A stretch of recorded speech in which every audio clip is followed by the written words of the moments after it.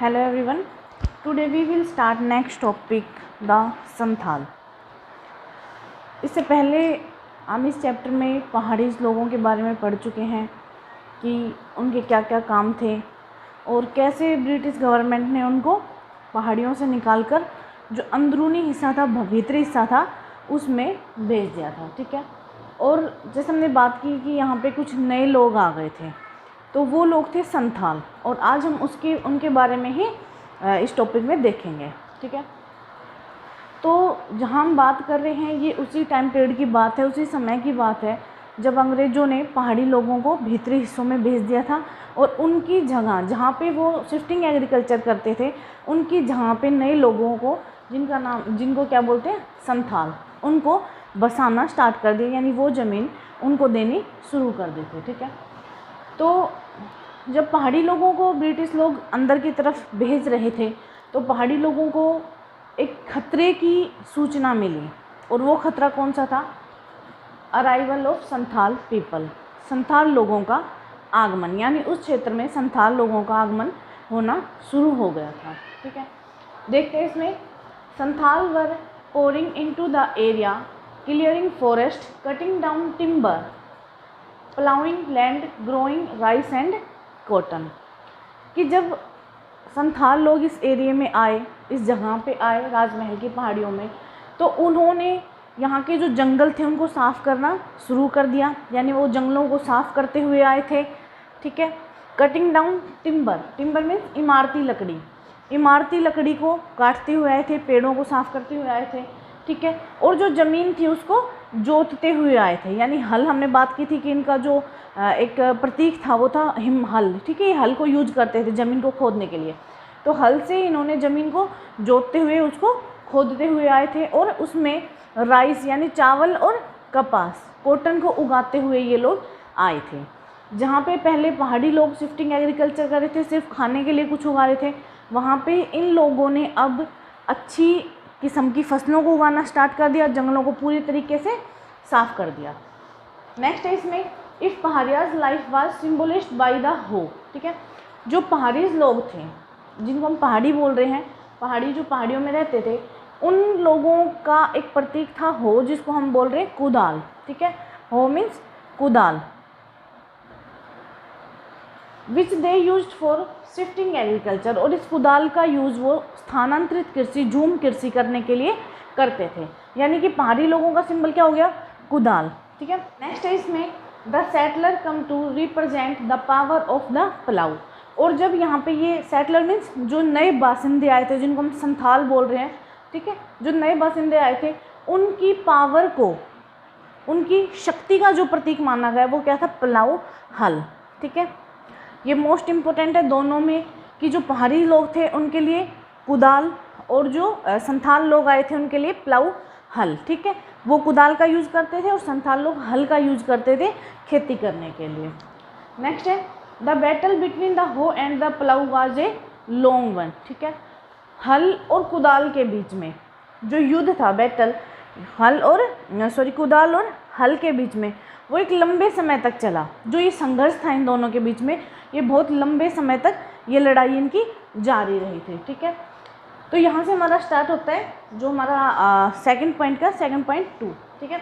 The Santhal पोइनियर settler, Santhal अगवा बासिंदे, यानी हम कह सकते हैं अग्रिम बासिंदे, अग्रिम बसने वाले लोग। ठीक है। जिनको क्या कहा गया है? संथाल। ठीक है।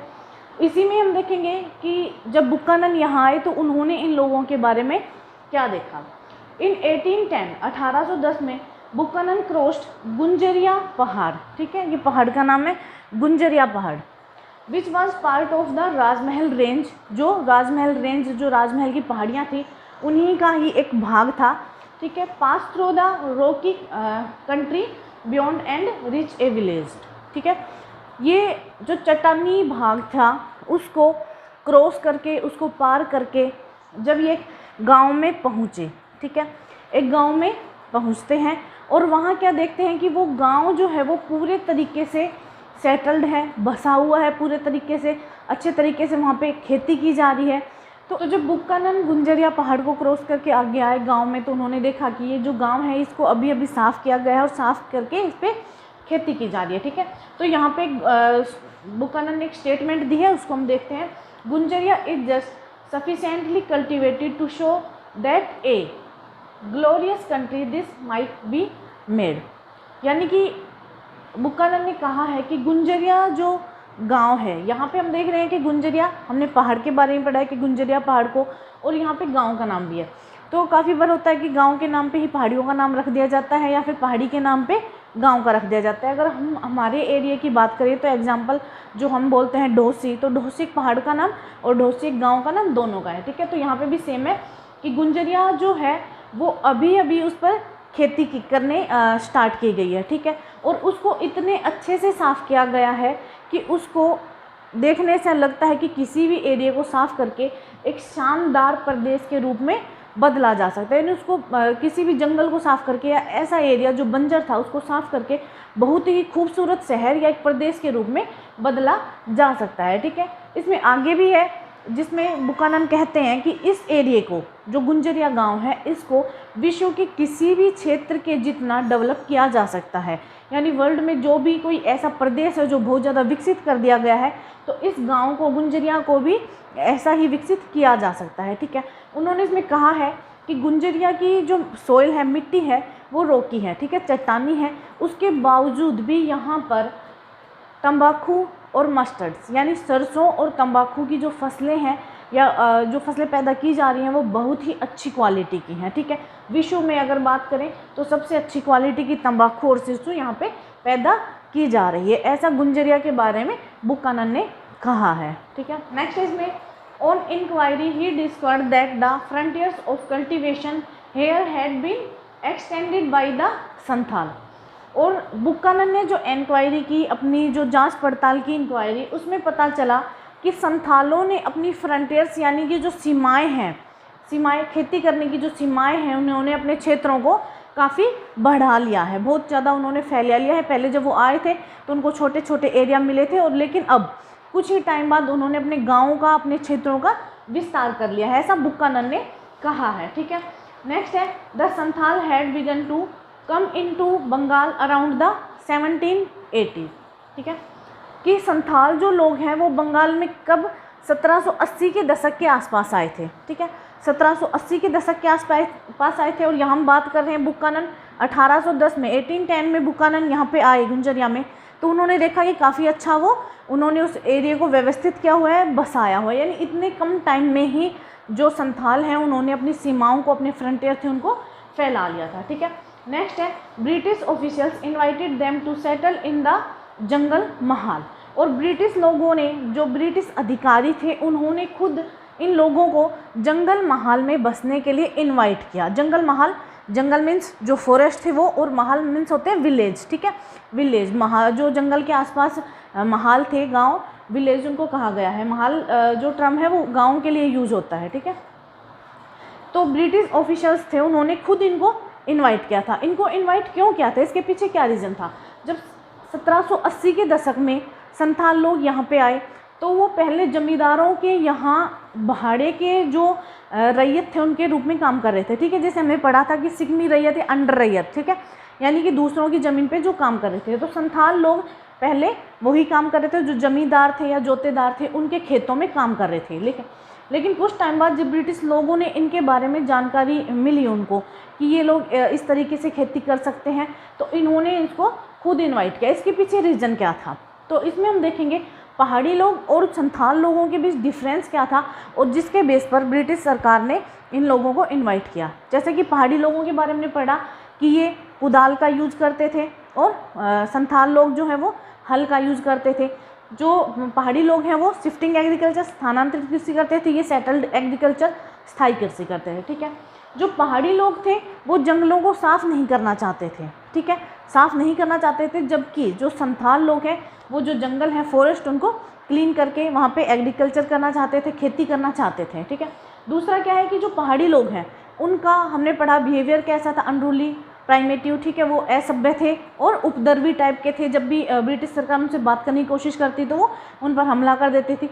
उनके बजाय जो संथाल लोग थे वो सभ्य दिखाई देते थे ब्रिटिश सरकार को, या फिर आदर्श हम कह सकते हैं, बहुत ही बसे हुए लोग या व्यवस्थित लोग उनको कहा गया है। ठीक है, तो इस तरीके से जब ब्रिटिश सरकार ने देखा कि जंगलों को साफ़ करने के लिए जो पहाड़ी लोग हैं वो उनको साफ़ नहीं करेंगे और ना ही वो उन पर कंट्रोल कर पाएंगे, ब्रिटिश सरकार, जो ब्रिटिश अधिकारी थे वो पहाड़ी लोगों पर कंट्रोल नहीं कर पा रही थी। ठीक है, तो उन्होंने अपना हाथ संथाल लोगों की ओर बढ़ाया कि इन लोगों को जब ज़मीन दी जाएगी तो ये अपने आप ही स्थायी कृषि करने लगेंगे। ठीक है, और इसी कारण से ब्रिटिश लोगों ने, जो ब्रिटिश अधिकारी थे, उन्होंने संथाल लोगों को खुद इन्वाइट किया।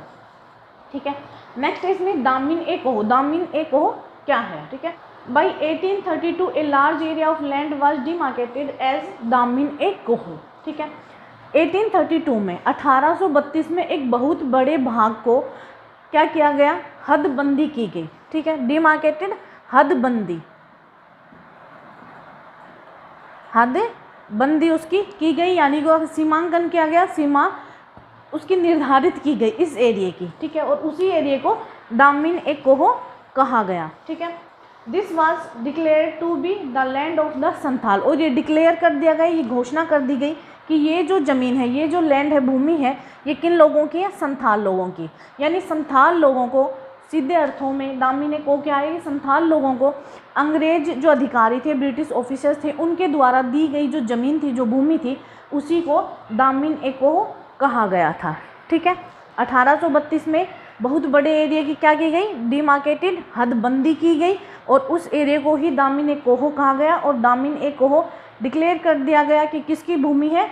संथाल लोगों की। ठीक है, नेक्स्ट है इसमें, जब संथाल लोगों को दामिन ए कोहो का एरिया दिया गया तो उसमें अंग्रेज़ अधिकारी, जो ब्रिटिश ऑफिसर्स थे, उन्होंने बिल्कुल साफ तरीके से कहा कि अब संथालों को इसी एरिया के अंदर रहना है, यहीं पर खेती करनी है, और खेती करते हुए उन्हें सेटल्ड पीजेंट यानी कि स्थायी किसान बनकर रहना है। इतना ही नहीं, अंग्रेज़ अधिकारियों ने इस दामिन ए कोहो एरिया के साथ में संथाल लोगों को बहुत सारी अपनी जो शर्तें होती है वो मानने के लिए मजबूर किया। जैसा इसमें हम देखेंगे, नेक्स्ट है the land grant to the Santhals stipulated that at least 1/10 of the area was to be cleared and cultivated within the first 10 years। इसमें साफ तरीके से कहा गया कि जो भूमि संथाल लोगों को दी गई है, जो अनुदान में दी गई है, अनुदान में दी गई भूमि संथालों को जो दी गई है, उनमें से उस ज़मीन का, उस भूमि का कम से कम 1/10, 10वां हिस्सा संथालों को साफ़ करके और 10 सालों के अंदर अंदर उस पर खेती करनी है। ऐसा नहीं है कि ये ज़मीन संथालों को दे दी गई और अब वो आराम से इसको अपना मान के बैठ जाए और काम नहीं करे, नहीं, ऐसा नहीं है। जो ज़मीन, जो एरिया उनको दिया गया है, उसका कम से कम 10वां हिस्सा इनको जल्दी से जल्दी साफ़ करना है और उस पर 10 सालों के अंदर खेती करके जो राजस्व है, रेवेन्यू, वो ब्रिटिश सरकार को जमा करवाना है। ठीक है, तो ये इसमें कहा गया। नेक्स्ट है, after the demarcation of Damin A coho Santhal settlement expanded rapidly. जैसे ही दामिन ए कोहो का जो एरिया था वो संथालों को दिया गया, उसी तीव्रता से, ठीक है, रैपिडली, उसी तीव्रता से या तेज़ी से जो संथालों का सेटलमेंट था वो बहुत ही जल्दी बढ़ने लगा। बहुत जल्दी संथाल लोग स्थायी होने लगे, उनके जो गांव थे वो बढ़ गए और उनकी जनसंख्या भी बहुत जल्दी बढ़ने लगी। ठीक है, इसमें एक रेशो दिया हुआ है कि 1838 में, 1838 में, जहां संथालों के सिर्फ 40 यानी कि 40 संथाल विलेज थे, संथाल गांव थे संथालों के, वहीं वे इतनी जल्दी बढ़कर 1851 में 1851 में कितने हो गए? 1473, 1473 गाँव हो गए, लगभग 1500 के। ठीक है, लगभग 1500 गांव, जहां 1838 में 40 गांव थे, 1851 में लगभग 1500 यानी 1473 गांव उनके बन गए संथालों के। ठीक है, वहीं अगर पॉपुलेशन की बात की जाए, जनसंख्या की, तो सेम टाइम में उनकी पॉपुलेशन भी बहुत ही ज़्यादा तीव्र गति से बढ़ी। ठीक है, सेम टाइम में 1838 में उनकी जनसंख्या जहाँ 3000 थी, 3000 पीपल्स थे, लोग थे, वहीं 1851 में बढ़कर 82,000 हो गई। कितना ज़्यादा गैप, जहाँ 3000 थे वहीं 82,000 जनसंख्या इनकी हो गई, 82,000 लोग इनके हो गए। इतनी जल्दी संथाल आके यहाँ पे रहने लगे और बसने लगे। ठीक है, नेक्स्ट है, as cultivation expanded and increased volume of revenue flowed into the company's की फीस। ठीक है, कि जैसे जैसे खेती करने का जो क्षेत्र बढ़ता जा रहा था, एरिया बढ़ता जा रहा था, खेती करने के तरीके अच्छे हो गए थे, खेती बढ़ रही थी, फसलें अच्छी हो रही थी, उसी वजह से वैसे ही उसके साथ साथ जो कंपनी की तिजोरियां थी, किफिस तिजोरियां, ठीक है, जो उनकी तिजोरियां थी उसमें रेवेन्यू बढ़ता जा रहा था, राजस्व राशि जो थी उनके पास, धन संपत्ति बढ़ती जा रही थी। क्यों? क्योंकि जैसा जो एरिया पहले बंजर पड़ा था अब उस पर खेती करने लगे संथाल लोग, खेती करने लगे हैं तो वो रेवेन्यू पे कर रहे हैं, सरकार को पेमेंट दे रहे हैं, और इससे क्या हो रहा है, ब्रिटिश सरकार को फ़ायदा। यानी पहले जहाँ पे पहाड़ी लोग थे वहाँ पे सरकार को नुकसान हो रहा था। एक तो उनका व्यवहार इस तरीके का था, वो हर लोगों पर, गांव में जो प्लेन्स थे उन पर अटैक कर देते थे, वहीं अब ब्रिटिश सरकार का फ़ायदा हो रहा है, ठीक है। तो ये जो हदबंदी की गई थी, ये गाँवों की जो हदबंदी की गई थी, इससे ब्रिटिश सरकार ने पहाड़ी लोग और जो संथाल लोग थे उनको बिल्कुल ही अलग कर दिया था। प्लेन और पहाड़ी दोनों को अलग कर दिया था, मैदानी इलाकों को, पहाड़ी लोगों को अलग कर दिया था। कैसे? कि दामिन एक कोह की गई थी, जैसे दामिन एक कोह की बात की हमने, दामिन एक कोह की हदबंदी की गई थी, ठीक है, डिमार्केशन, उसकी सरहदबंदी कर दी गई। वहाँ पे क्या किया गया, जो बाउंड्री पिलर्स हैं उनको लगाया गया, ठीक है, जिनको हम खंबे बोलते हैं, खंबे लगाकर उसकी बाउंड्री बना दी गई कि ये एरिया प्लेन्स लोगों का और यहाँ पहाड़ी लोगों का आना बैन कर दिया गया। दूसरा, इस एरिया के अच्छे तरीके से मैपिंग की गई, ठीक है, बहुत सारे इस पर सर्वे हुए, हर चीज़ का इसमें रिकॉर्ड रखा गया। ऐसा नहीं है कि संथालों को सिर्फ ज़मीन दे दी और वो अपना काम करते रहेंगे और कमा के खाते रहेंगे, ऐसा नहीं है, क्योंकि सरकार ने ये अपने फ़ायदे के लिए किया था। तो इसकी मैपिंग की गई, पूरा नक्शा तैयार किया गया, इस पर बहुत सारी सर्वे की गई, इसकी बाउंड्री की गई, ठीक है, और इसके सभी रिकॉर्ड रखे गए, प्लस में इस पर रेवेन्यू भी लगाया गया, ठीक है। तो ये सारा जो प्रोसेस है वो ब्रिटिश सरकार ने अपने फ़ायदे के लिए किया। नेक्स्ट इसमें कि जब संथाल लोग राजमहल हिल्स की जो प्राइफरीज थी, परिधि थी, उसमें सेटल हो गए थे, राजमहल हिल्स का जो एरिया था उसमें सेटल हो गए थे, तो पहाड़ी लोगों ने संथाल लोगों का विरोध किया। जाहिर सी बात है, जब उनकी ज़मीन ली है तो विरोध तो करेंगे, विरोध किया, लेकिन ब्रिटिश सरकार ने उनको दबा दिया, जिसकी वजह से मजबूरन पहाड़ी लोगों को क्या था कि जो रॉकी हिल्स थी, अपर रॉकी हिल्स थी, वहाँ पे जाना पड़ा। ऊपर का जो बंजर इलाका था जहाँ पे जो मिट्टी है वो चट्टानी थी, वहाँ पे जाना पड़ा, ठीक है, मजबूरीवश। और अब उनको जो लोअर हिल्स थे, पहाड़ियों का जो निचली एरिया था या विलेजेस थे, उसमें आने की परमिशन नहीं थी, वहाँ पे आना उनका बैन कर दिया गया था। ये सब चीज़ें करने के बाद जो पहाड़ी लोग थे उनका जीवन बुरे तरीके से प्रभावित हुआ। क्यों? क्योंकि उनको ऊपर भेज दिया गया जहाँ पे पेड़ पौधे कम थे, ठीक है, खाने के लिए कुछ नहीं था, मिट्टी थी वो चट्टानी थी, वहाँ पे शिफ्टिंग एग्रीकल्चर नहीं हो सकती, तो इस वजह से उनका जीवन था वो बहुत प्रभावित हो रहा था और वो धीरे धीरे गरीब बनते जा रहे थे। Shifting agriculture depended on the ability to move to newer land and utilization of the natural fertility of the soil. कि जो शिफ्टिंग एग्रीकल्चर है वो डिपेंड करती है किस चीज़ पे, कि जो मिट्टी की उर्वरता है वो ज़्यादा हो और नए से नई भूमि हो, ठीक है, क्योंकि हमने पढ़ा कि शिफ्टिंग एग्रीकल्चर एक जगह को छोड़कर दूसरे नए एरिया में नई जगह पे जाना है और वहाँ पे खेती करना ही शिफ्टिंग एग्रीकल्चर है, ठीक है।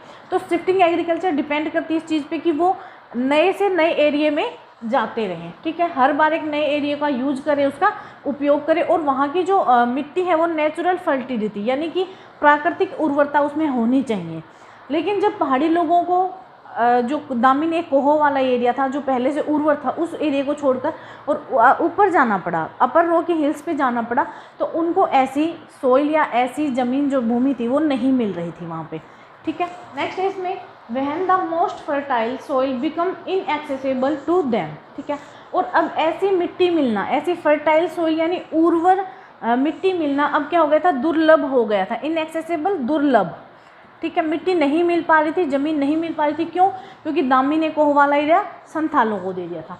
इतना ही नहीं, जैसे जंगलों को जो फॉरेस्ट थे उनको जब क्लीन कर दिया गया, साफ़ कर दिया गया, तो यहाँ के जो हंटर्स थे, जो पहाड़ी लोगों के जो हंटर्स थे, शिकारी थे, उनको भी बहुत सारी प्रॉब्लम्स फेस करना पड़ी। क्यों? क्योंकि पेड़ों को काट दिया गया था, जो जीव जंतु थे, पशु पक्षी थे, वो मर गए थे या जो थे वो कहीं और चले गए थे। तो यहाँ के जो शिकारी थे जिनका जीवन ही हंटिंग पे था, हंटिंग, ठीक है, जो हंटर्स थे उनको भी बहुत सारी प्रॉब्लम्स हो गई थी। इसके विपरीत पहाड़ी लोगों का जीवन इतना प्रभावित हुआ कि वो धीरे धीरे गरीब बनते जा रहे थे। इसके विपरीत संथालों को एक बहुत ही अच्छा जीवन जीने को मिल रहा था। क्यों? The Santhals bye contrast gave up their earlier life of mobility and settled down, cultivating a range of commercial crops for the markets। कि जहाँ पे पहाड़ी लोगों का जीवन प्रभावित हो गया था बुरे तरीके से, वहीं जो संथाल लोग थे उनको क्या हुआ, इसके विपरीत उनको बहुत ज़्यादा फ़ायदा हो रहा था। क्यों? क्योंकि उन्होंने अपना जो पहले का जीवन था, अर्लियर लाइफ थी, प्रारंभिक जीवन, मोबिलिटी जो अस्थायी जीवन था, ठीक है, अस्थायी तरीके से थे, घूमते फिरते थे, ठीक है, अस्थायी थे, घूमते फिरते थे, उस जीवन को छोड़कर वो क्या हो गए थे, सेटल डाउन, एक जगह बस गए थे, गांव मिल गए थे, ज़मीन मिल गई थी, वहाँ पे बस गए थे। और क्या करे थे, जो कॉमर्शियल क्रॉप्स थी, वाणिज्यिक फसलें जिनसे व्यापार किया जाता है, जिनसे धन कमाया जा सकता है, ऐसी फसलों को उन्होंने मार्केट के लिए, बाजार के लिए उगाना स्टार्ट कर दिया था। And dealing with traders and money landers, और इसी के साथ में वो जो ट्रेडर्स थे, व्यापारी थे, और जो मनी लैंडर थे, साहूकार, जो या फिर जो पैसे उधार देने वाले होते हैं, मनी लैंडर्स, उनके साथ भी ये डील करने लगे थे, पैसों का लेन देन करने लगे थे, अपनी फसलों को बेचने लगे थे, ठीक है। लेकिन इतना ही नहीं, कुछ टाइम बाद जो संथाल लोग थे उनको ये महसूस होने लगा, ये फील होने लगा कि ये जो ज़मीन उनको खेती करने के लिए मिली है, ये उनके हाथ से जा रही है। क्यों? क्योंकि जैसा हमने पढ़ा कि ब्रिटिश सरकार ने वो संथाल लोगों के फ़ायदे के लिए उनको नहीं दी थी, अपने फ़ायदे के लिए उनको दी थी। तो the state was levying heavy tax on the land that the Santhals had clear. Santhal लोगों को ये साफ पता चल गया था कि अब स्टेट जो है उनसे टैक्स ले रहा है, ठीक है।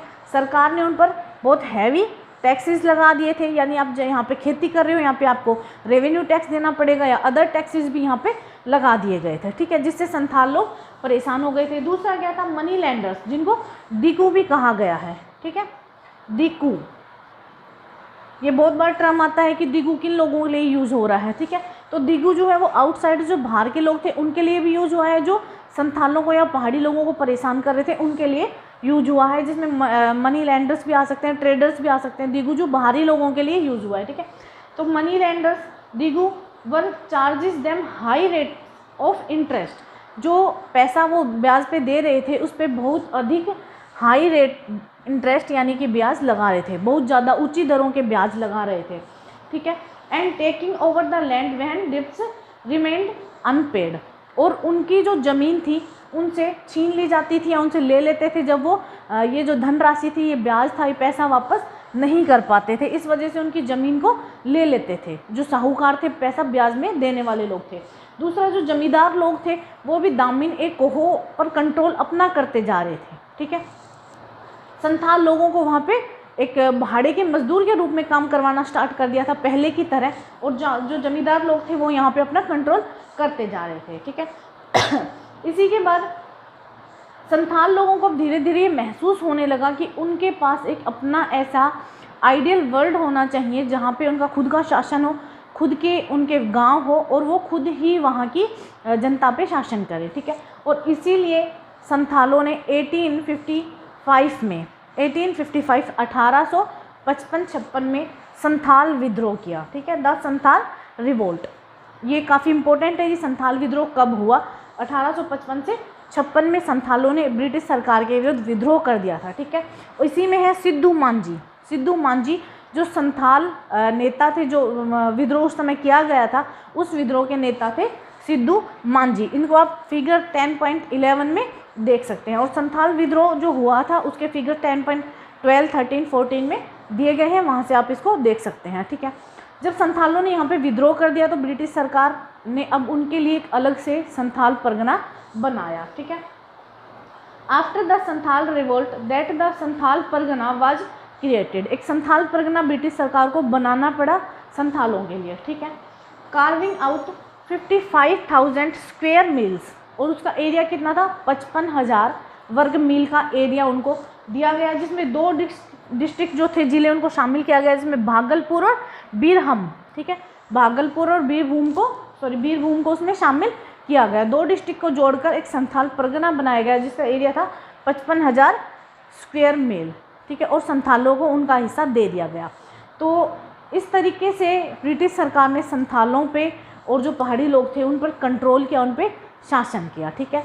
तो यहाँ पे हमारा जो संथाल्स का पॉइंट था वो ख़त्म होता है, ठीक है। Thank you very much.